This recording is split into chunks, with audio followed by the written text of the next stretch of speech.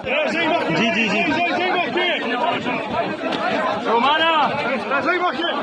नाज़रीन, नवाज शरीफ और मरियम नवाज के तख्ते लाहौर की कल धज्जियां बखेरने वाले अली अमीन गंदापुर हर तरफ छाए रहे और ये कहना गलत ना होगा कि कल के रियल हीरो अली अमीन गंदापुर थे। कल एक मौका ऐसा भी आया जब अली अमीन गंदापुर के काफिले को जगह जगह रोका जा रहा था और कंटेनर लगाए गए थे और ड्राइवर को भी भगा दिया गया था। तो एक मौके पर एक कंटेनर बड़ा रास्ता रोके खड़ा था। इस मौके पर लोग उसकी चाबी तलाश करते और ड्राइवर ढूंढते पाए गए, लेकिन अली अमीन गंदापुर ने अपने रफ़ा को बोला कुछ लाने के लिए और कुछ देर में उनके हाथ में एक बेलचा आया जिसकी मदद से उन्होंने उसके ड्राइवर साइड के शीशे तोड़ डाले और बादशाह उस कंटेनर को वहां से हटाया गया।